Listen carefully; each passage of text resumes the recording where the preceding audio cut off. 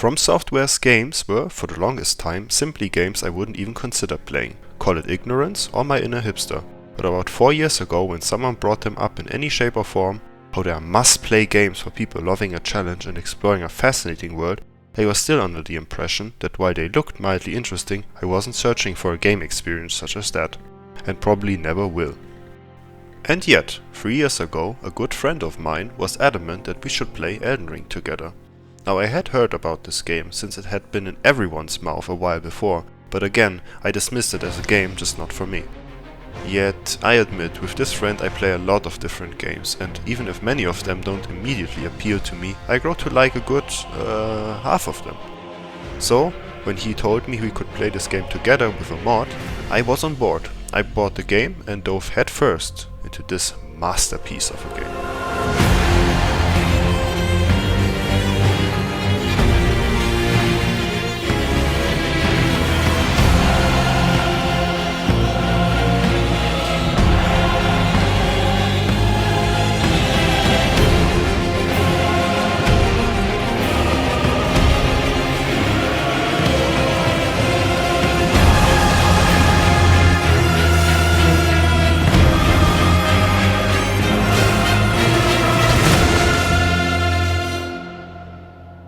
Since I had been relatively blind to all the awesomeness this game provided, the playthrough with my friend turned out to be one of the most fun gaming experiences I have had to date.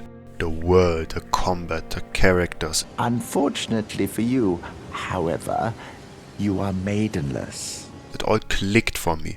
Elden Ring seemed to have this effect on many people, since other friends of mine also got pulled into this genre of game through Elden Ring. But even with all its strengths, for me, the boss fights stuck out.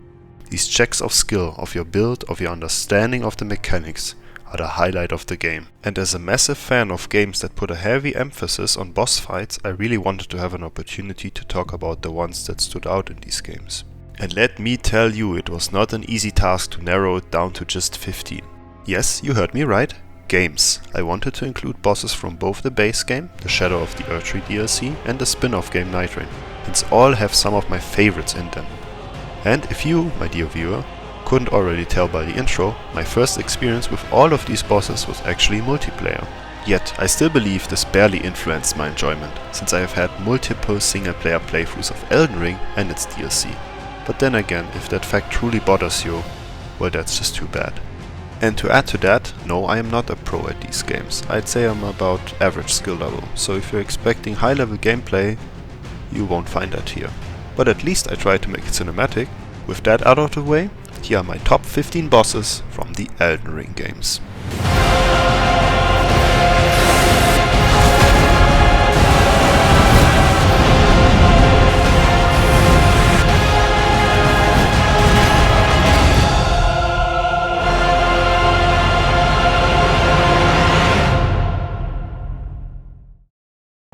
Play as a lord. I command thee, kneel! I am the lord of all that is.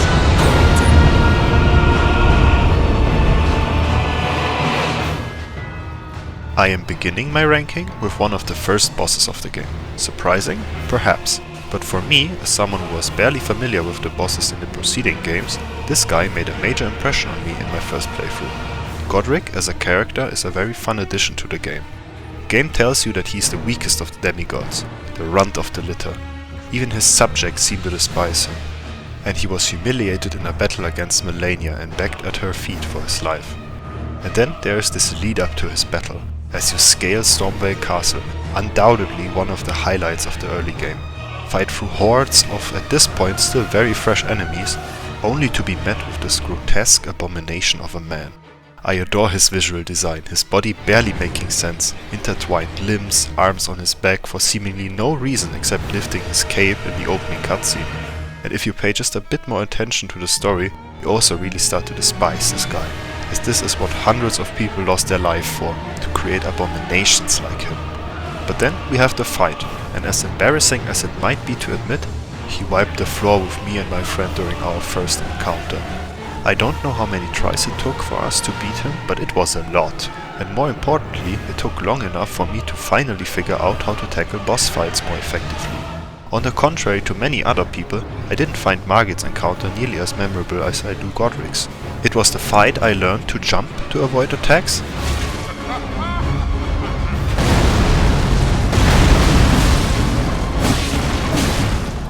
how exactly to effectively break enemy stances,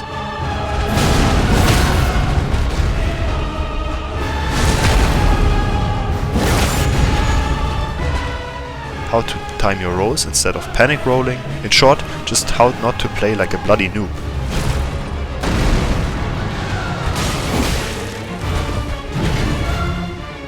And now, having experience with the combat system, I find his moveset so incredibly fun to deal with, since playing aggressively and dodging and jumping appropriately lands you many opportunities to punish him.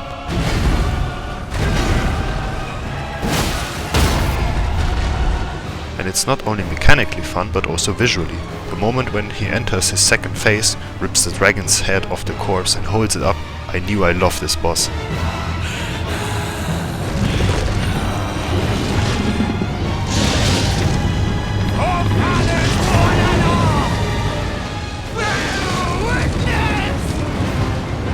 He has a great design, a great fight, great build-up and amazing music, actually one of my favorite tracks in the whole game. So, all in all, a perfect early boss to teach the player and show what's yet to come. I love this little failure of his bloodline.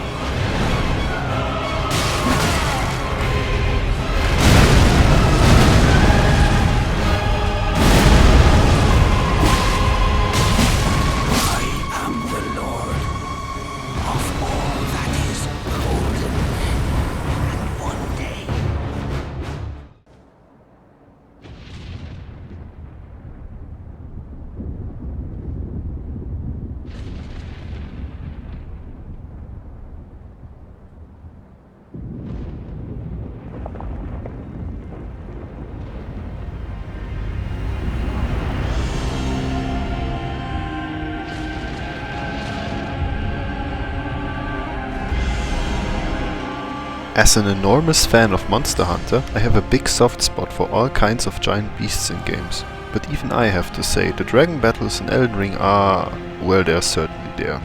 Agil in Limgrave at least still has the wow factor of something new, but very quickly I got pretty tired of this enemy type and its fighting style.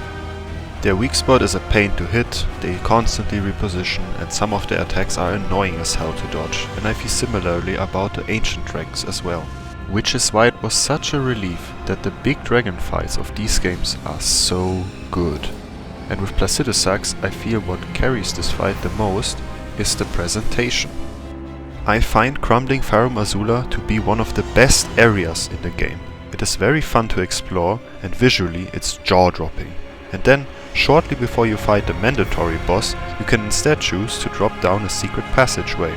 Find yourself in some ruins and can choose to lay down, which transports you into the past, to the Dragon Lord himself.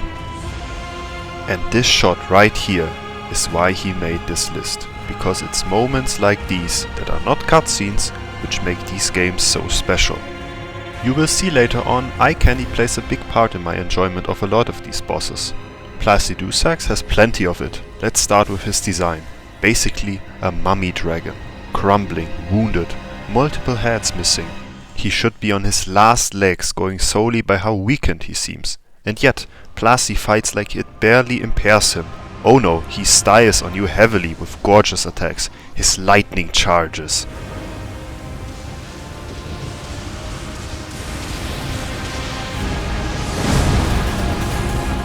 His fire breath.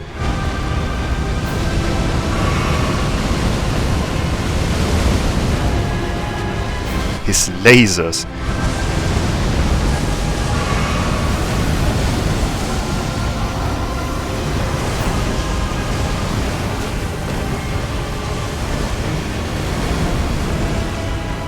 Even his giant AoE lightning spear that muffles the music when he uses it.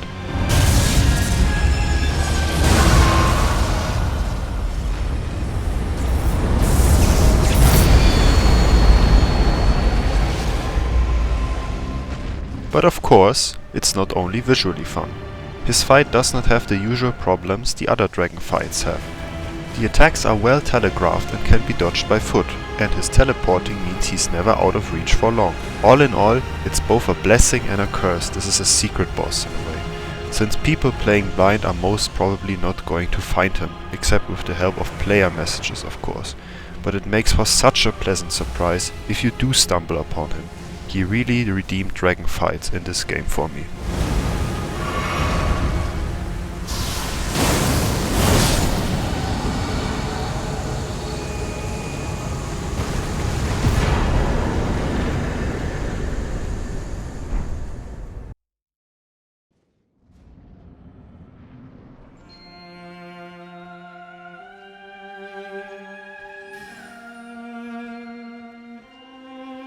Starting into the Shadow of the Erdtree DLC was a completely different story compared to the base game. At that point I was already becoming a massive fanboy of From Software, which meant my expectations for the fight in the expansion were quite high. Luckily, especially in the first half of it, it delivered.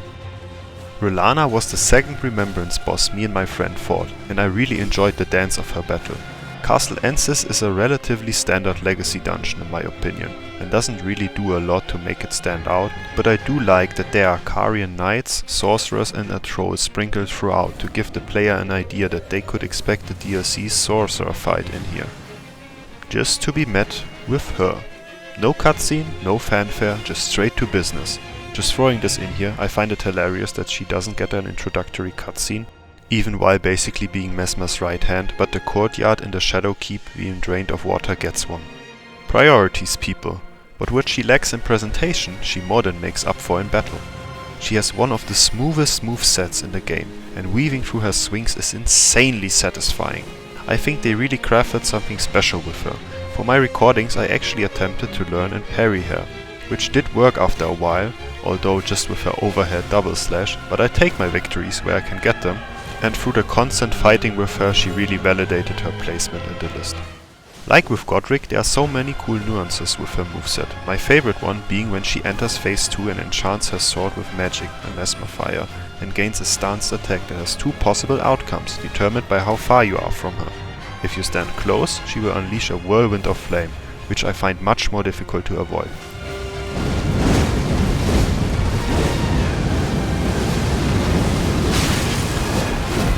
What you can do instead is retreat and bait out her ranged magic attack. That, while having some tricky delays and doing huge damage, is easier to avoid, which means if you close the gap and avoid the last magic arc, you can heavily punish this attack.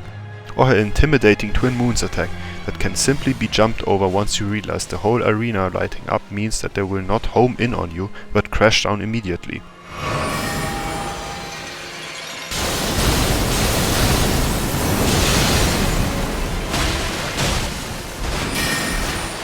It's such a shame that she basically got nothing in terms of character exploration, cause I really believe she could have stood eye to eye to the DLC's mascot.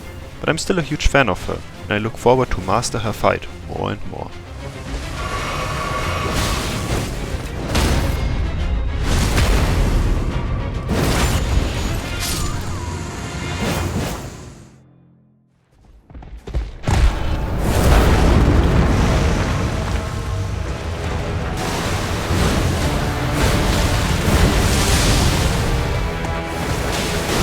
Night Rain for me is such a godsend.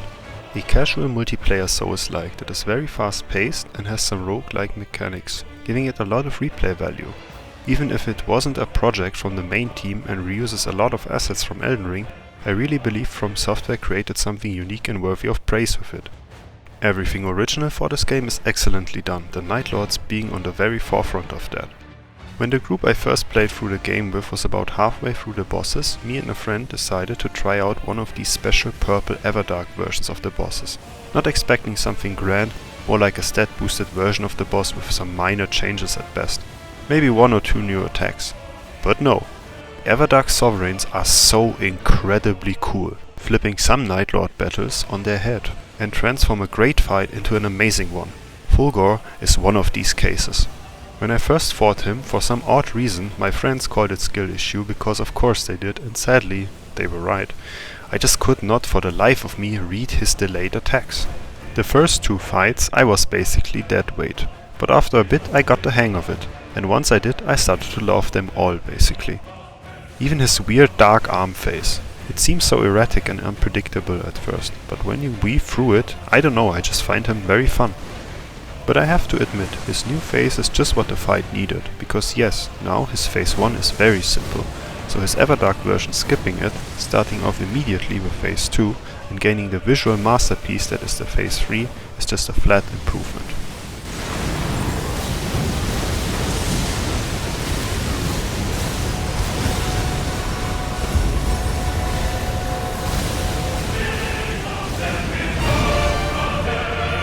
Fulgur's visual design has grown on me a lot. Going into the game blindly, I just assumed, solely by his expedition icon, that he would be a heavy knight kind of battle, so finding out that he was a centaur was a pleasant surprise. And then there is the thing about his missing arm, explained by lore, issuing a betrayal that left Fulgur in a broken enough state to be consumed by the night, abandoned by his former gods. Then, in his Everdark fight, he regains the favor of said gods, and his arm, and finally shows you what he is at his peak of his power.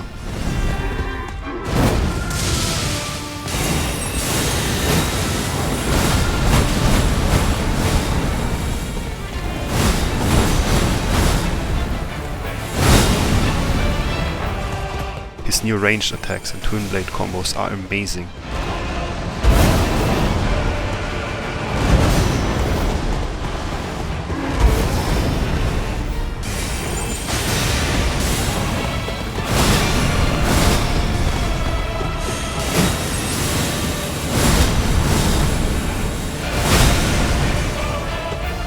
His ultimate is a joy to watch, even if it's not that hard to avoid.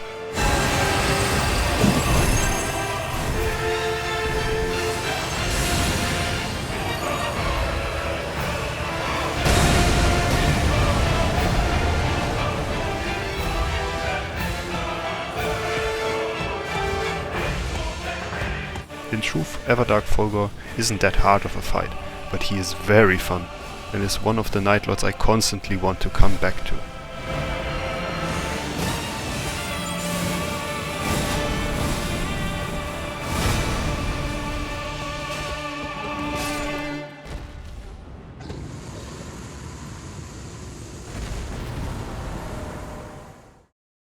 The tower. Cleanse away the strumpet's vile agony.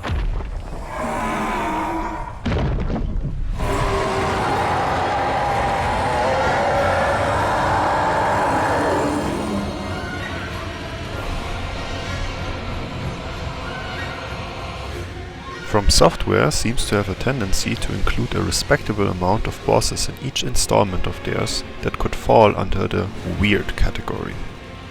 Not humanoid, nor a standard fantasy creature, and, to be entirely honest, while I am glad to be offered this variety, most of them usually don't reach the heights of other more traditional bosses. But saying that, I have to admit the Divine Beast Dancing Lion is an outlier in this category. Sure, technically it's just two dudes donning the costume, yet I would count it amongst the weirder bosses of the games. But, on the contrary to most other weird fights, what makes the Divine Beast Dancing Lion so fun to me would be the pace of the battle as well as the presentation. Belurad, right at the start of the DLC, is an amazing legacy dungeon, jam-packed with fresh enemies and a lot to explore. As you ascend through the levels, you really get a grasp of the Hornsent culture and in how much of a ruin it is thanks to Messmer's crusade. At this point I was dying to know how they wrap this up. And then, the Divine Beast Dancing Lion humbled my and my friends' level 150 characters very quickly.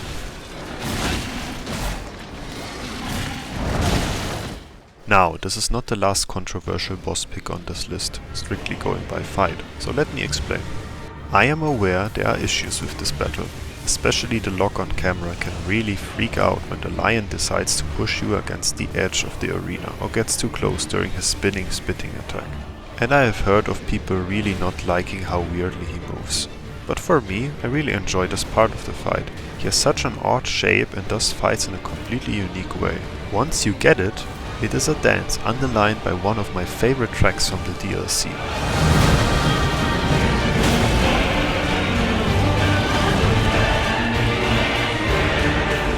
the way the lion shifts between the elements in his second phase in sync with the music.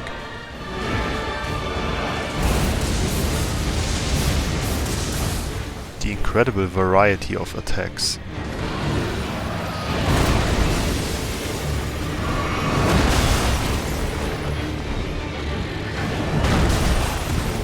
His low health combo where he rapidly switches between the elements.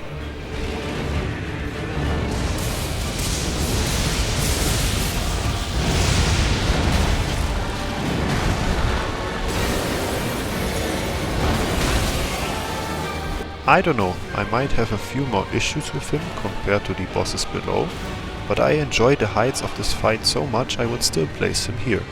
Presentation I value above a lot of other things. And the Dancing Lion definitely has it. He deserved his appearance in the Night Rain DLC.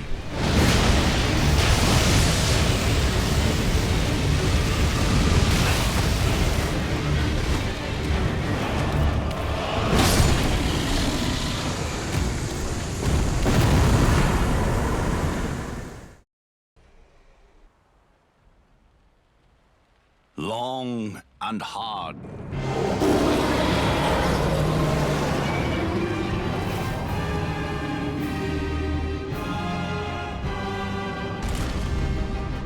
Upon my name as Godfrey,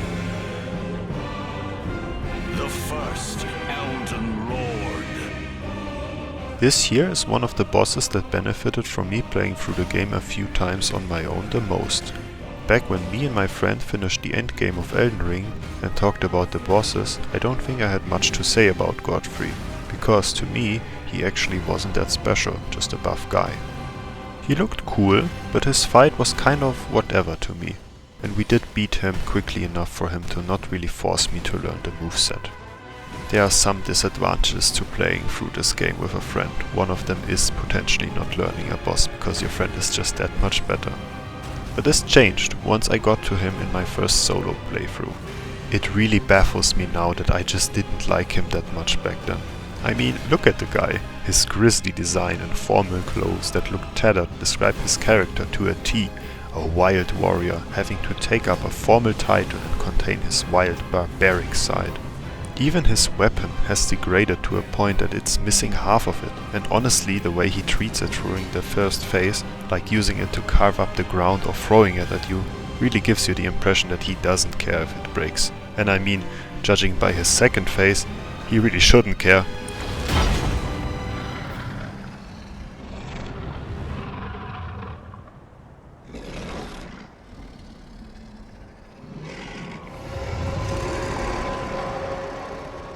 That will be all. Thou didst me good service, Siraj.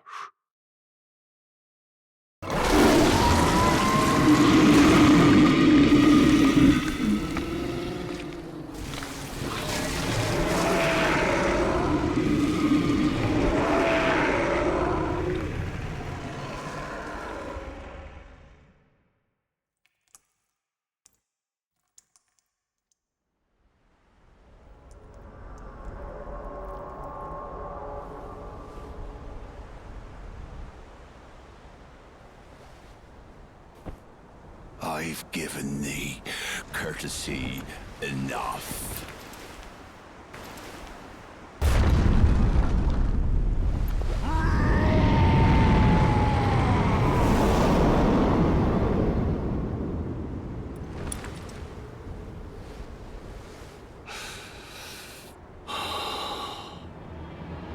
The idea alone that for him to reach his true potential, he strips his armor and weapons, lifts the lion that is holding his barbaric side off his shoulder, and goes apeshit. It's so fun to watch. And also to fight. His two phases are polar opposites. The first one, very rhythmic. He rewards the player for having integrated jumping into their moveset for boss battles, forces the player to find opportunities to heal after attacks, and in general gives the player a clear parameter. Be patient, wait for openings, and you will be rewarded. And then the second phase hits, and it suddenly gets very hectic.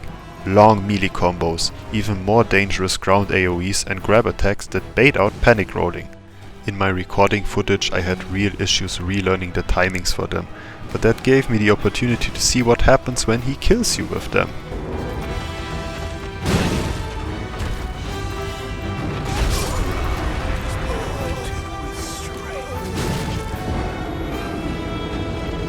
Yeesh!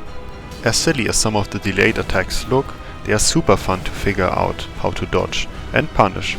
And like a true Giga Chad, once you defeat him, he congratulates you for defeating him. Such an amazing boss. Brave, tarnished, thy strength befits same crown.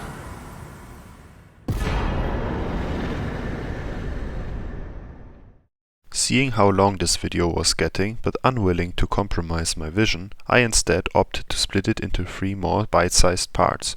The next 2 will release shortly after this one, so stay tuned. Until then, see ya.